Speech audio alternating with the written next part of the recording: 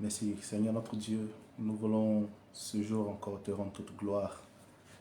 Nous te bénissons pour cette grâce, ce privilège que tu nous donnes et pour cette merveilleuse année 2025 qui t'a plu de nous accorder. Merci pour ce deuxième mois dans lequel tu as permis que nous puissions entrer. Nous voulons par-dessus toute chose te recommander ce temps. Nous voulons te recommander ce partage et prier que, Père, tu interviennes et que tu touches un cœur, une personne à comprendre l'essentiel de ta parole, de ta pensée. Que toute la gloire te revienne dans le nom de Jésus. Amen. Voilà, je suis Epiphane Bouin, serviteur de Jésus-Christ, appelé au ministère apostolique et par la grâce de Dieu, je suis aussi docteur en théologie. Ce matin, je prends la parole pour nous exhorter, pour nous encourager, pour partager une pensée. Et cette pensée-là se trouve dans les Écritures.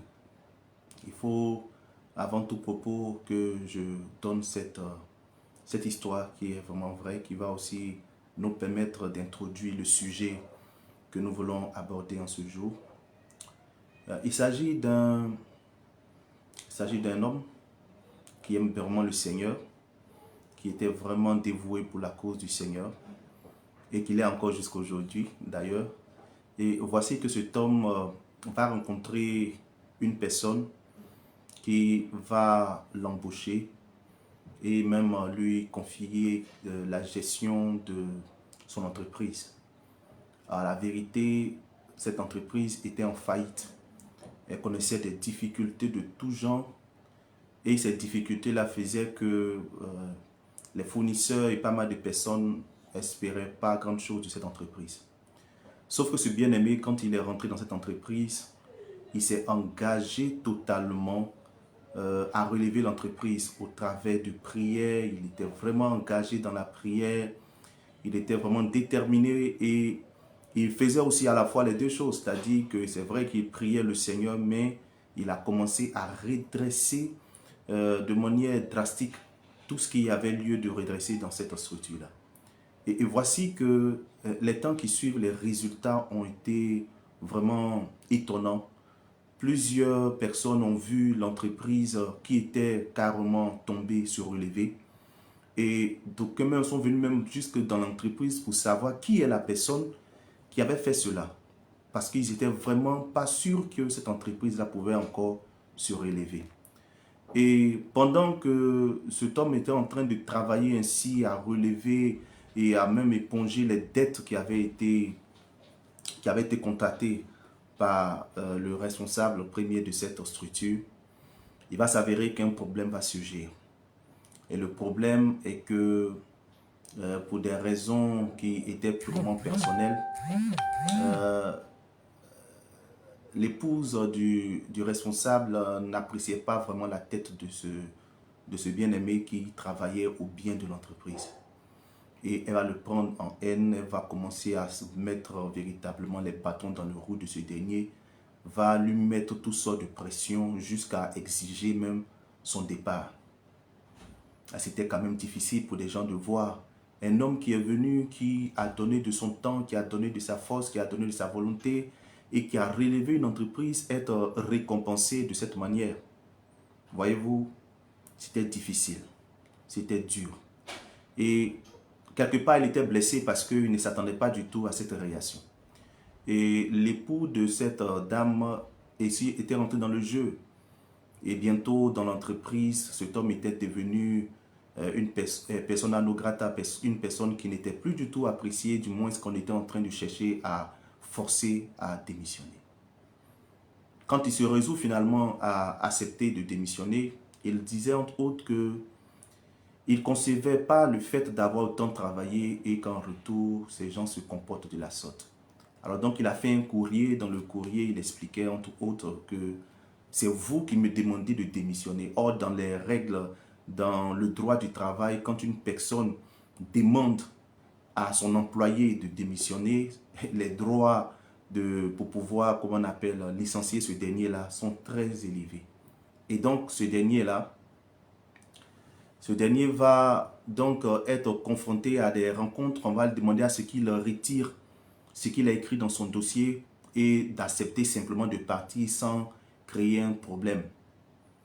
Et après plusieurs réflexions, après plusieurs luttes, finalement, il s'est résolu à partir de l'entreprise. Il a accepté de partir. Mais pendant qu'il partait, son cœur était lourd. Pendant qu'il partait, il avait très mal et il avait même entendu le responsable déclarer des paroles, dire entre autres qu'il ne s'en sortira plus jamais parce qu'il fera tout pour lui mener la vie dure. Cet homme, effectivement, quand il a quitté cette entreprise, a connu des difficultés sans nom. C'est au point même qu'il était réduit carrément même à une misère, alors qu'il possédait de grands moyens, il possédait, quand il travaillait dans cette entreprise-là, assez de connaissances ou assez d'opportunités, mais il a sombré carrément dans une période qui était vraiment difficile. Et il se battait pour essayer de relever la tête, mais il était toujours en train de s'enfoncer. Il priait sans cesse aussi parce que c'est une personne qui est très engagée dans la prière, qui est sincère avec le Seigneur, mais rien n'avançait, rien ne bougeait. Il perdait successivement des choses. Il avait même entrepris une activité qui allait permettre de pouvoir faire face quand il serait peut-être renvoyé. Et l'entreprise, malheureusement, a capoté. Il faisait des choses après cela, mais ça ne passait toujours pas. Et son épouse qui, chaque fois, faisait des songes un peu étranges. Et dans les songes qu'elle faisait, elle voyait son mari toujours travailler dans cette entreprise alors qu'il a démissionné. Oui, elle le voyait toujours en train de travailler dans cette entreprise. Il a démissionné de manière physique, mais chaque fois qu'elle voyait son mari était encore dans cette entreprise. Et un jour, elle a dit à son mari comme cela que « Ah, ton âme continue de travailler dans cette entreprise. Hein? » Et il s'est demandé « Mais comment cela est possible? Parce que je ne suis plus dans cette entreprise. Mais pourquoi est-ce qu'on peut me dire que je continue de travailler dans cette entreprise? » Et il réfléchissait. C'est dit sûrement qu'il fallait prier pour briser soit les liens, les choses qui le rappellent encore cette entreprise. Mais c'était tellement récurrent que finalement, il s'est assis avec son épouse et ils ont commencé à réfléchir. Le Seigneur leur a donné de comprendre pourquoi chaque fois ce songe leur était accordé et qu'il était encore, alors qu'il avait démissionné, alors que depuis des années il n'était plus dans cette entreprise-là, le voici, a toujours se retrouver dans cette entreprise. Et c'est à ce moment précis que le Seigneur va le faire comprendre que la colère qu'il a gardée dans le cœur, l'amertume qu'il avait en lui, à cause de l'injustice qu'il a subie dans cette entreprise, faisait que même absent, même loin de l'entreprise, son âme continuait à travailler pour cette entreprise. Et la seule chose qu'il pouvait faire, c'était de pardonner. Dieu demandait à cet homme de pardonner le mal qu'on lui avait fait. Sinon, toute sa vie durant, il serait en train de travailler sans s'en rendre compte. C'est-à-dire, de manière spirituelle, il serait toujours en train de travailler là-bas. Shalom, Janvier, que Dieu te bénisse. Et quand, après une prière, lui et son épouse se sont résolus, parce qu'ils voyaient que c'était vraiment difficile, c'était compliqué, ils se sont résolus à demander, à vraiment rentrer dans ce que Dieu leur a dit. Et c'est à ce moment précis qu'ils ont commencé à pardonner. Et il s'est avéré que ce n'était pas seulement dans cette entreprise, mais Dieu aussi a commencé à révéler aussi d'autres situations où ils avaient encore été victimes, mais Dieu demandait à ce qu'ils pardonnent à ces personnes qui leur ont fait du tort.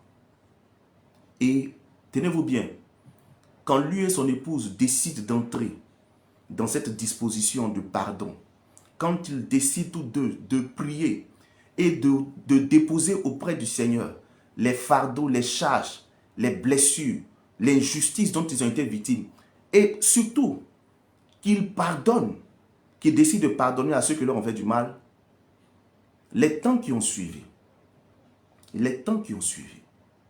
son épouse, qui depuis belle lurette avait même fini les études et qui n'avait même pas, s'était même pas présenté pour pouvoir faire valoir ses droits, on l'a appelé.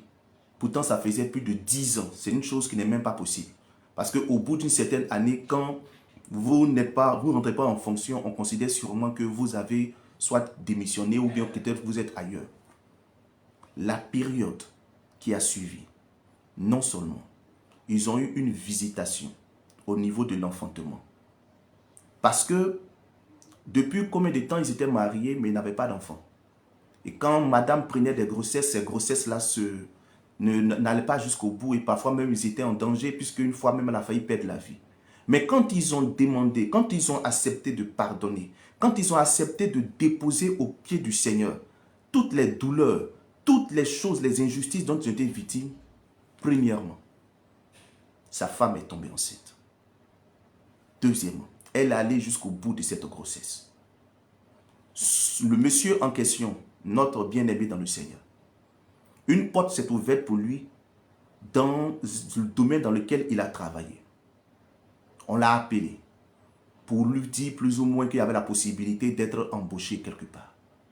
Pourtant, depuis combien d'années, on ne lui faisait même pas signe. Il avait terminé ses études, mais personne, aucune structure ou même l'État ne faisait pas mention même d'une possibilité pour l'appeler. Mais quand il est rentré dans cette série pour pardonner, pour demander pardon et pour ôter de son cœur l'amertume, non seulement son épouse a conçu un enfant qui a longtemps tardé, lui-même a été appelé au niveau du domaine dans lequel il a travaillé ou il a étudié.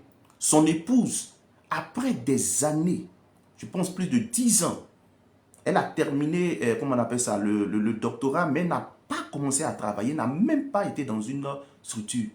Et voici qu'on l'appelle incessamment pour lui dire qu'elle est déjà dans une entreprise, qu'elle est déjà dans un centre de santé, que si elle ne se présente pas dans les jours qui suivent, elle sera définitivement radiée. Il y a eu une avalanche de nouvelles heureuses qui a commencé à s'abattre sur eux. Pourquoi? Parce qu'ils ont fait un choix. Ils ont fait un choix. Et c'est de ce choix-là que je veux te parler ce matin. Merci à nos bien-aimés qui ont dit clairement qu'il s'agit du pardon. Vous savez, nous prions beaucoup. Nous aimons beaucoup le Seigneur. Mais parfois nos prières sont bloquées. Parfois nous traversons des situations où nous n'arrivons pas à atteindre les objectifs fixés par le Seigneur. On est juste, on marche dans la droiture, mais on stagne. On est dans une période où on ne comprend pratiquement pas grand-chose. On a l'impression qu'il faut encore redoubler d'ardeur dans la prière. Ce n'est pas faux. Mais plus on prie, plus on est encore frustré parce que les situations ne font que s'empirer. Les difficultés ne font qu'augmenter. Autour de nous, tout devient plus sombre. C'est à se demander, mais où est Dieu pendant que je suis en train de souffrir de la sorte? Qu'est-ce qui ne va pas? Seigneur, je te suis. Je marche dans ta parole. Je ne vis pas dans la dissolution. Je te recherche. Et tu le dis dans Hébreux chapitre 12, le verset 14, que rechercher la sanctification sans laquelle nul ne verra le Seigneur. Mais Seigneur, nous marchons dans la sanctification. Nous faisons ta volonté. Nous allons évangéliser. Je paye même, je soutiens l'église avec les fonds que j'ai. Mais pourquoi cette situation est en train de durer? Pourquoi j'ai l'impression que tu tardes dans ma vie? Pourquoi j'ai l'impression que ta main n'est plus forte? C'est comme si tu laisses les choses se faire. Et je suis en train de souffrir. Les dettes sont en train de se cumuler. Je ne sais même pas comment m'en sortir. Et au fond de ton cœur, le Seigneur commence à pointer le doigt sur des choses qui sont encore plus profondes. Il commence à te dire plus ou moins ou à te révéler que ton cœur est amer. Mon serviteur, ton cœur est amer. Ma servante, ton cœur est amer. Amer parce qu'on t'a blessé. Amer parce que tu as été victime d'injustice, on t'a trahi, on t'a calomnié, des complots ont été faits contre toi. Tu as fait du bien à des personnes. En retour, c'est le mal que tu as moissonné. Tu t'es engagé à prier pour des personnes. Tu t'es donné corps et âme pour ces personnes et en retour, ces personnes n'ont pas hésité à aller dire des choses fortes te concernant. Et au fond, tu t'es dit, c'est passé. Non, ce n'est pas passé. Ce n'est pas passé. Non, j'ai tourné la page, tu n'as pas tourné la page. La preuve, c'est que ton cœur est troublé. C'est que tu es en train de prier parfois, mais il y a comme ces souvenirs-là qui reviennent pour te hanter. Et quand ces souvenirs-là surgissent, la seule pensée qui te vient, les gens sont méchants. Les gens sont méchants. Et à cause de cela, tu as commencé à devenir amer. Tu as commencé à fermer ton cœur. Tu sers certes le Seigneur, mais avec des blessures. Tu fais certes ce que tu faisais auparavant, mais avec ce n'est plus la même personne.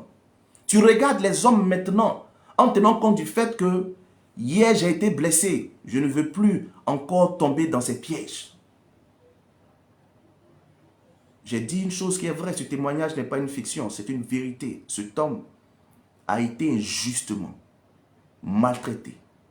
Cet homme a été pris pour cible par des personnes à qui il a fait du bien. Est-ce que ce n'est pas le cas pour toi ce matin? Des gens pour qui tu t'es donné tout entier. Pour qui même tu as donné toute ta vigueur, mais qui en retour t'ont trahi. Et tu ne sais pas que depuis ce moment, tu es dans un cercle vicieux. Tu es dans une prison qui ne dit pas son nom. Tu te trouves maintenant à être encerclé par ça, par cette situation. Tu es blessé, mais en même temps que tu es blessé, tu es prisonnier de ces personnes. Prisonnier de la colère que tu as gardée en toi. Prisonnier de la haine que tu as pour ces personnes. Prisonnier de toutes ces choses que tu continues encore de méditer. Ah, avec tout le bien que j'ai fait à cet homme, je n'ai jamais pensé qu'il allait me faire ça. Avec tout le bien que j'ai fait, je ne pouvais pas m'imaginer qu'il agirait de la sorte. Mais regarde, ce matin, j'ai une très bonne nouvelle pour toi. J'ai une très bonne nouvelle pour toi. Tu peux sortir de cette situation. Tu dois sortir de cette situation. Tu dois sortir de cette prison parce qu'en fait, étrangement, dans cette prison, le geôlier, c'est toi. Tu es le propre geôlier qui te retient dans une prison. Est-ce que tu vois un peu cette image? C'est-à-dire, toi-même, tu es ton propre geôlier. Tu es ton propre bourreau.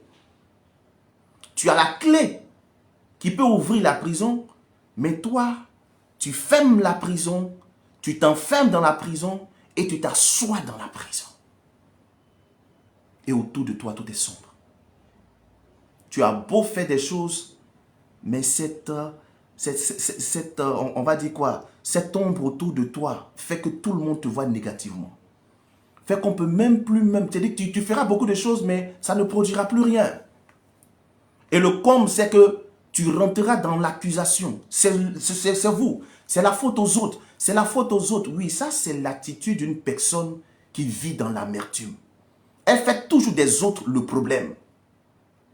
Elle fait toujours des autres le problème. Jamais elle ne s'assoit pour analyser sa part de responsabilité.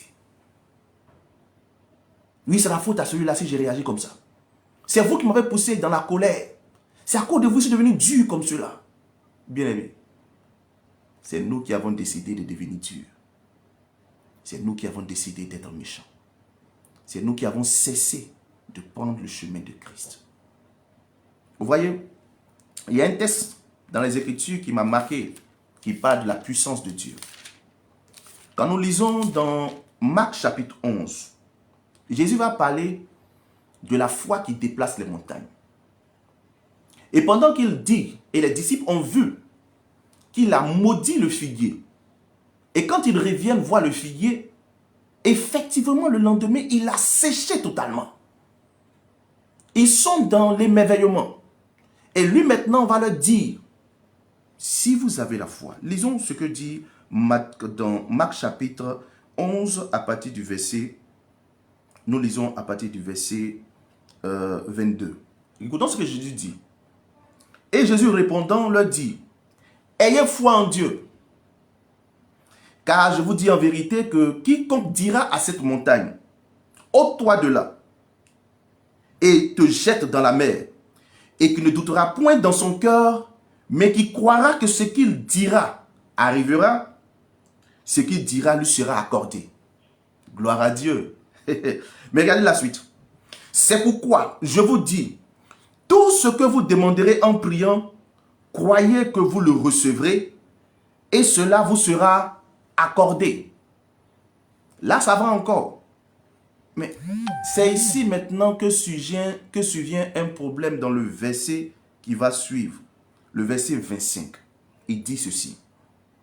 Mais quand vous vous présenterez pour faire votre prière, si vous avez quelque chose contre quelqu'un,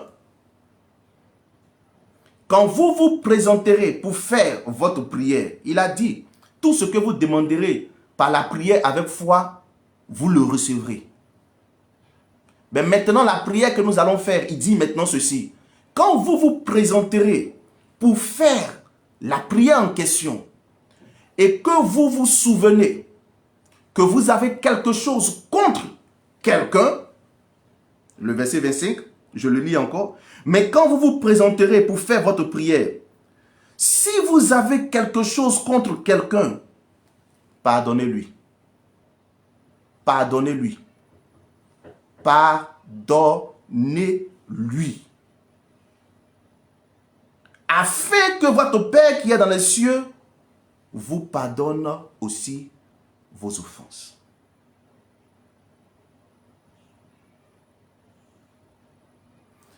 Que si vous ne pardonnez pas, votre Père qui est dans les cieux ne vous pardonnera pas non plus vos offenses. Et vous voyez aujourd'hui, nous sommes devenus des spécialistes dans la prière, c'est pas mauvais. La Bible dit clairement dans le livre de 1 Thessaloniciens, je pense bien le chapitre 5, le verset 17, que priez sans cesse. Mais écoutez, prier sans cesse n'exclut pas le fait que pour prier, pour être entendu par Dieu, nous devons pardonner à ceux qui nous ont fait du mal. Dans le texte, il n'est pas dit que quelqu'un t'a fait quelque chose, qu'il vienne te demander pardon. Mais pour que la montagne soit déplacée, pour que l'exaucement se manifeste pour toi, pour que tu voies Dieu accomplir de grandes choses dans ta vie, tu dois prendre la responsabilité de pardonner à ceux qui t'ont offensé. Or, tu as dit dans ton cœur, je ne pardonnerai jamais ce que tu m'as fait. Je ne te pardonnerai jamais.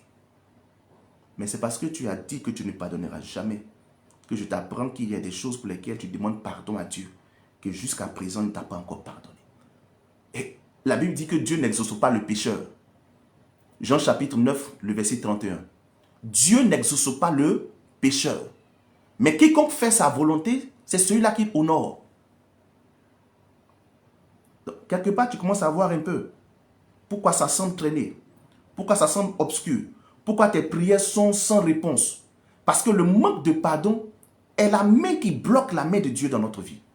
Refuser de pardonner à ceux qui nous ont fait du mal. Et ce qui me fait rire dans cette affaire, on attend toujours le 31 décembre pour faire une sorte de, je sais pas, c'est de la comédie, et on envoie des messages, non, à tous ceux que j'ai fait du mal, à tous ceux que j'ai blessés, bon, je vous envoie ce message pour vous demander pardon. C'est de l'hypocrisie. C'est de l'hypocrisie. Quel est ce rituel? Il est question, Jésus dit clairement que quand tu te présentes devant qui? Devant Dieu. Quand tu fais cette prière devant Dieu, demandant au Seigneur d'intervenir dans ta vie, tu dois d'abord, quand ta conscience rappelle le souvenir de quelqu'un, tu dois pardonner à la personne.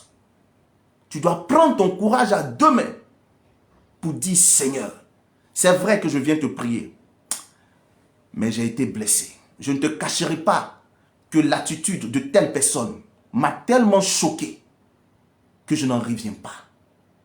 Mais tu viens de me dire dans ta parole, dans Marc chapitre 11, verset 25, que je dois pardonner. Bien-aimé, ce matin, c'est l'heure pour toi de pardonner. C'est l'heure pour toi de pardonner. c'est le temps pour toi de pardonner. Pardonne à ceux qui t'ont offensé. Pardonne à ceux qui t'ont trahi. Pardonne à ceux qui t'ont accusé injustement, t'ont traité de sorcière, qui t'ont traité de sorcier, qui t'ont traité de démon, qui ont dit des choses fausses te concernant.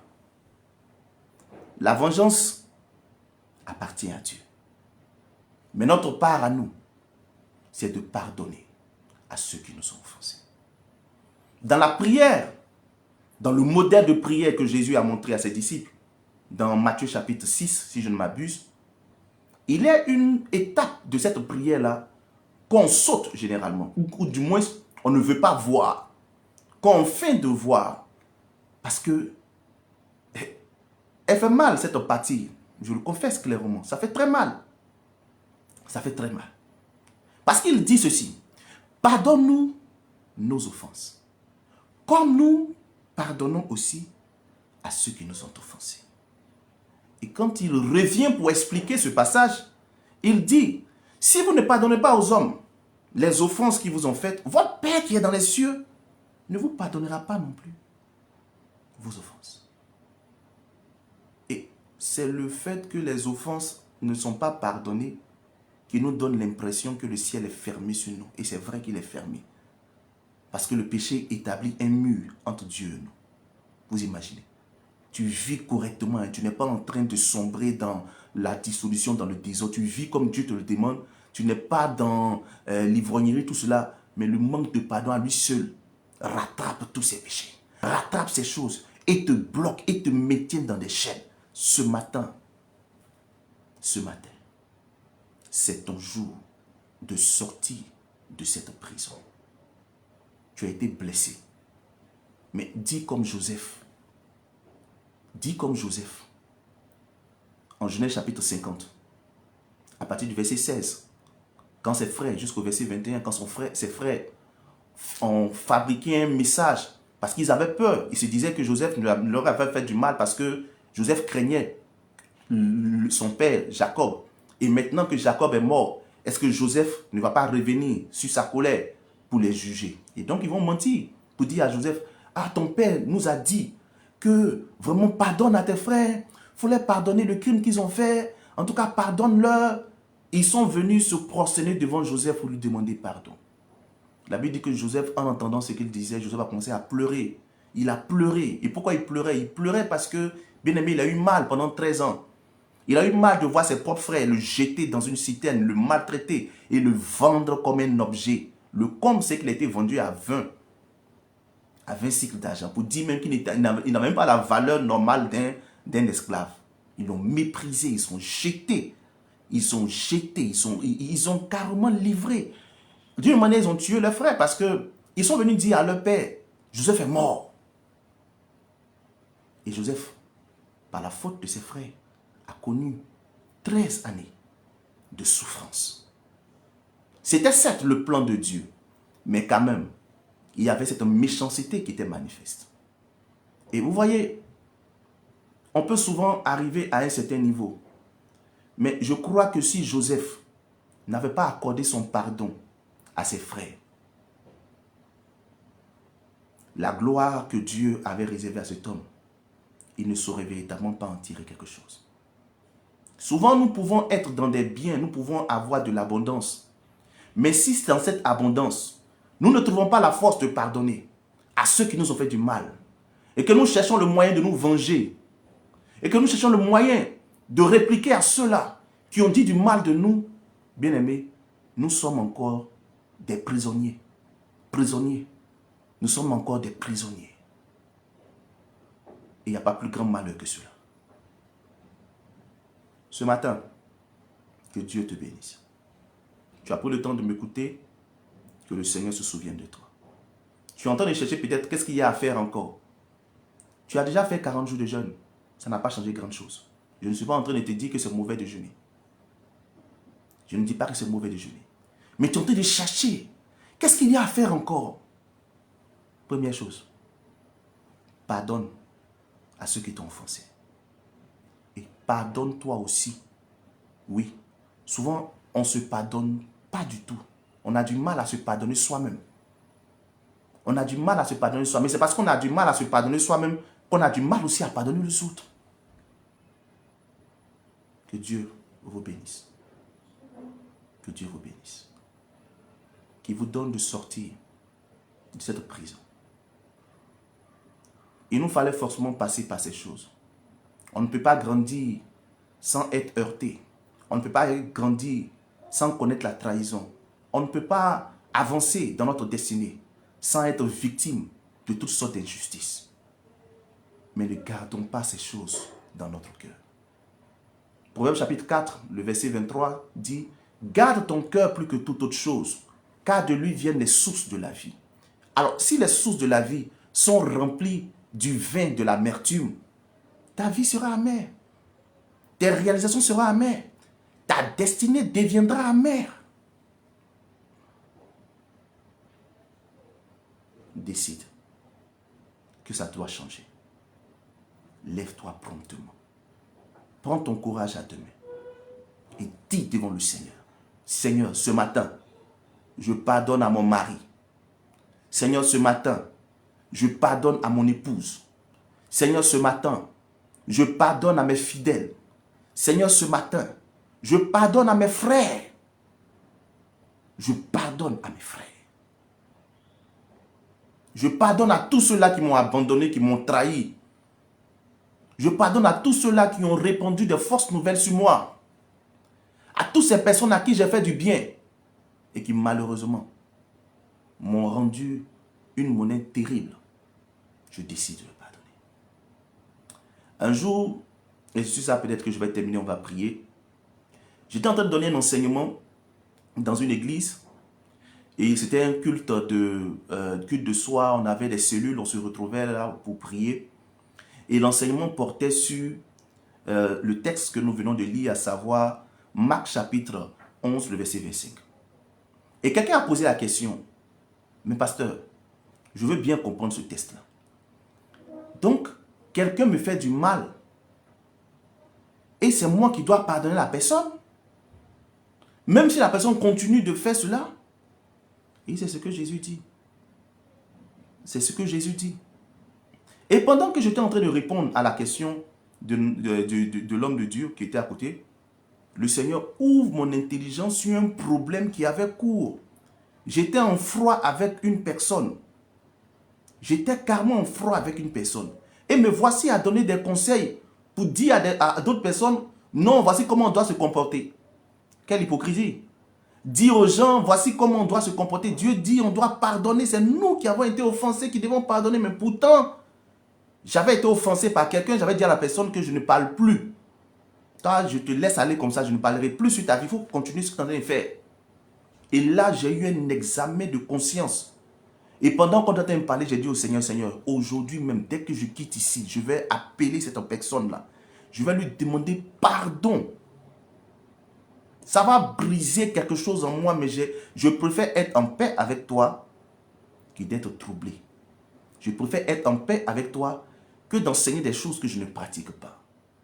Mes amis, il faisait nuit ici. Il était aux alentours déjà de 20h et quelques. J'ai appelé la personne. Elle n'était pas loin, elle est venue. Et puis je lui ai dit, ah, sérieux. Ce matin, ce soir, je viens devant toi. Sérieux, pour te demander pardon. Sûrement. Dans mon attitude, dans ce qui s'est présenté, j'ai sûrement heurté ta sensibilité. Et moi, je veux marcher comme le Seigneur me demande de le faire. Donc, ce jour-là, s'il te plaît, pardonne-moi pour tout ce que je t'ai dit. Ces paroles ou ces choses blessantes que j'ai eu à faire sortir. Je demande pardon pour cela. Cette même année, moi aussi, mine de rien, la blessure que j'ai sentie en moi, je te pardonne aussi. Le voici en train de pleurer. Il pleurait. Mais moi, j'étais libre parce qu'au fond, j'étais réconcilié avec Dieu. Et je pouvais maintenant parler du pardon sans avoir à être accusé par ma conscience. Et souvent, c'est là notre problème, nous les serviteurs de Dieu. On enseigne des choses que nous ne pratiquons pas. On dit des choses que nous ne vivons pas. Mais c'est à nous-mêmes que nous faisons du tort. C'est à nous-mêmes que nous faisons du tort. Ce matin, que Dieu vous bénisse et que sa paix soit avec vous. Je veux prier avec vous. Je veux prier ce matin avec vous. afin que le Seigneur vous donne la force de pardonner à ceux qui vous ont offensé. Que Dieu vous donne la force parce que vos prières ne sont pas... Dieu a entendu vos prières, mais ces prières-là ont été bloquées par l'amertume, le manque de pardon, la colère, l'animosité, l'aigreur et toutes ces choses qui ont commencé à vous ranger. Et si vous les déposez aux pieds du Seigneur, vous verrez comme cet homme de Dieu, comment les choses vont aller de l'avant. Et sachons-le, aujourd'hui on en parle, mais les hommes continueront de faire ce qu'ils ont l'habitude de faire. Paul et Pierre a demandé combien de fois dois-je pardonner à mon frère. Mes amis, préparons-nous. Préparons-nous parce que Jésus dit on doit pardonner 7 fois, 70 fois. C'est-à-dire autant de fois que lui, il nous a pardonné. Donc accepte. Ils t'ont fait du mal, mais pardonne ces personnes. Tu as été blessé, pardonne ces personnes. Accorde le pardon à ces personnes. Libère-toi de cette charge. Donne du repos à ton âme. Arrête de travailler pour ces personnes que tu as quittées. Parce qu'en les gardant dans ton cœur, ton âme est en travail, un travail inutile, un travail qui te trouble, un travail qui te détruit. Dépose au pied du Seigneur ces personnes. Et dis, je ne dis pas directement de te lever pour aller les rencontrer, parce qu'il y a des personnes, quand vous irez leur parler, elles viendront encore dire certaines choses. Mais déjà, dans ta maison, toi seul, parle à Dieu. Dis, Seigneur, je pardonne. J'accorde mon pardon à Pierre, j'accorde mon pardon à Jacques, j'accorde mon pardon à Janine, j'accorde mon pardon à ces personnes. Parce que toi, tu m'as pardonné, moi aussi, je leur accorde le pardon. Le reste, Dieu disposera les temps. Que Dieu vous bénisse. Que sa paix soit avec vous. Prions ensemble le Seigneur pour ce sujet. Prions ensemble le Seigneur qu'il nous remplisse de sa force, de son amour, pour nous donner de pardonner à ceux qui nous ont offensés. Qu'il nous donne de manifester le fruit de l'esprit qui est cité en Galates chapitre 4, Galates chapitre 5 plutôt, le verset 22, qui parle des différentes manifestations de l'amour. La charité, la douceur, la bienveillance, la patience, et pas mal de choses que vous savez dans ce texte-là. Voici ce à quoi nous devons maintenant travailler. Dans notre quotidien, nous devons être des personnes douces. Nous devons être des personnes qui sont remplies de tempérance. Nous devons être des personnes bienveillantes. Nous devons manifester, pas forcément attendre en retour que les gens agissent comme on le fait. On ne doit pas attendre cela en retour d'eux. Nous le faisons pour ne plus être esclaves de l'amertume. Nous le faisons pour ne plus être encore bloqués dans nos prières. Nous le faisons parce que nous voulons maintenir notre intimité avec le Seigneur. Que Dieu vous bénisse et prions ensemble le Seigneur. Tendre Père, ce matin, dans le nom de Jésus-Christ de Nazareth, je veux te rendre toute la gloire. Je bénis ton Saint-Nom pour cette grâce que tu nous as accordée. Nous avons partagé ta parole et cette parole, Père éternel, vient afin de guérir un homme, afin de donner une instruction à une personne qui certainement s'attend à toi. Père, le manque de pardon ruine notre communion avec toi. L'amertume dans nos vies nous rend amers et nous fait tourner en bourrique. C'est vrai que nous avons été blessés, mais est-ce que notre blessure est comparable à ce que nous te faisons quotidiennement? C'est vrai que nous grossissons les faits ou du moins les choses qui nous ont été faites, mais quand nous regardons ce que constamment nous te faisons en termes d'offense, comment nous sommes rebelles à ta parole, comment nous marchons loin de toi, Seigneur, nous nous rendons compte que nos blessures ou nos offenses subies n'ont aucune commune mesure avec ce que tu subis de notre part. Cependant, toi, tu nous as pardonné.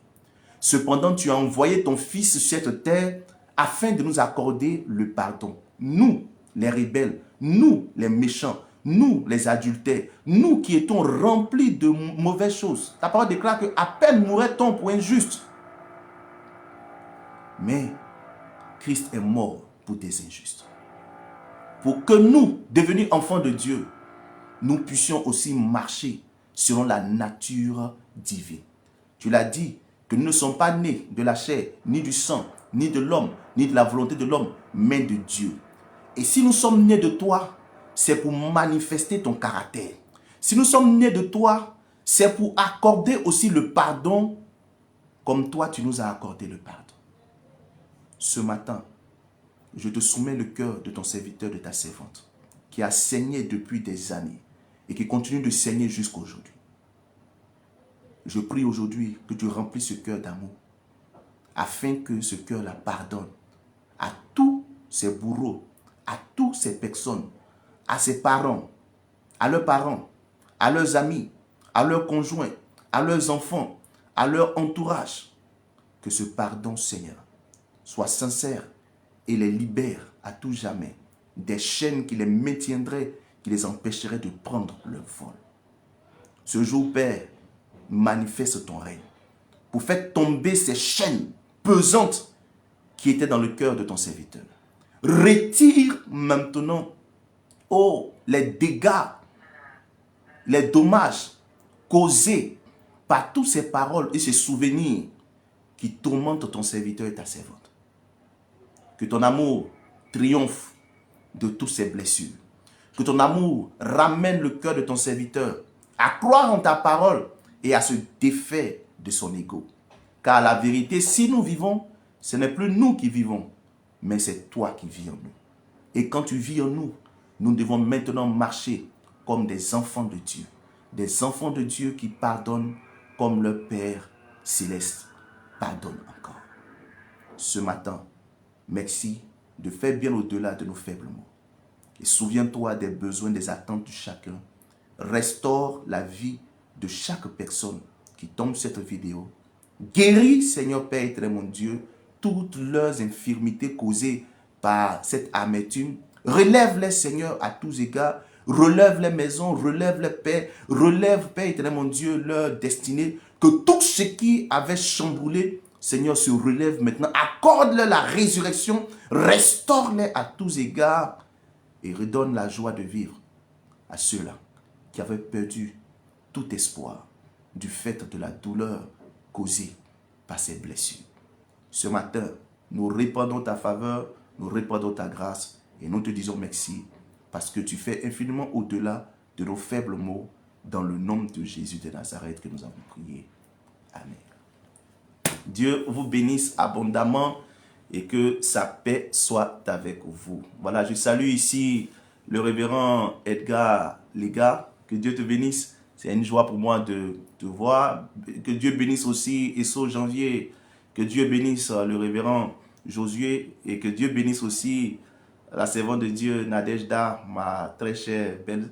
Que Dieu vous bénisse abondamment. Que Dieu bénisse Maman Denis et toutes ces personnes-là qui nous ont suivis. Alors, nous savons ce que nous avons à faire. Ce qu'il nous reste à faire, c'est de pardonner. Et que la grâce de Dieu soit votre partage. Certainement, nous nous verrons une prochaine fois. Alors, si quelqu'un veut peut-être partager quelque chose avec nous, on va le permettre pour qu'on puisse parler. Ok, on me dit que c'est difficile de pouvoir parler ou d'échanger.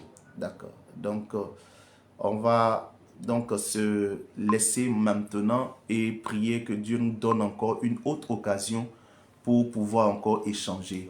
Je suis votre serviteur Epiphane Bouin et que la grâce de Dieu soit votre partage. Bon, je vais aussi profiter de l'occasion pour vous inviter à notre séance de formation biblique qui se tiendra le samedi 15 mars 2025. Et c'est une formation biblique pour permettre à ce que nous puissions maîtriser les Saintes Écritures. Nous l'avons appelé Esdras 2025. Et Esdras, parce que quand on lit le livre d'Esdras, Esdras est réputé comme un homme qui a appliqué son cœur à connaître la loi de son Dieu et à la mettre en pratique. Donc, connaître la parole de Dieu pour la mettre en pratique, voici le concept d'Esdras. Et nous commençons avec un livre merveilleux qui est celui de la Genèse.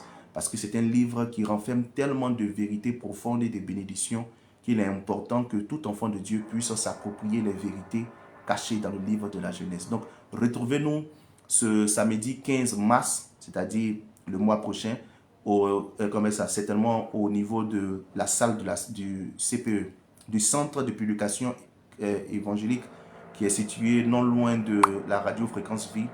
Et nous serons là-bas de 9h à 14h. Nous aurons des temps où nous allons échanger, nous allons présenter et aussi nous allons prier pour aider aussi nos bien-aimés à avoir la culture des Saintes Écritures et à avoir la possibilité aussi de voir comment on peut en une année lire toute la Bible. Donc, on vous attend à cette rencontre. Il y aura un document, un support qui sera fait pour permettre aux personnes qui seront là de pouvoir suivre toute la conférence, et le support sera chose à 5 000 francs. Mais l'entrée est gratuite, il n'y a pas de choses, conditions, c'est juste de se présenter avec un cahier. Puis maintenant, si vous voulez le support, lui, il est à 5 000 francs. Que Dieu vous bénisse, que sa paix soit avec vous. Excellent week-end à tous, et que ce message ne soit pas un message qui entre dans l'oreille d'un sourd, ne soit pas un auditeur oublieux. Pardonne à tes bourreaux et sors de la détresse pour vivre la gloire de Dieu. Béni soit le nom du Seigneur. Shalom.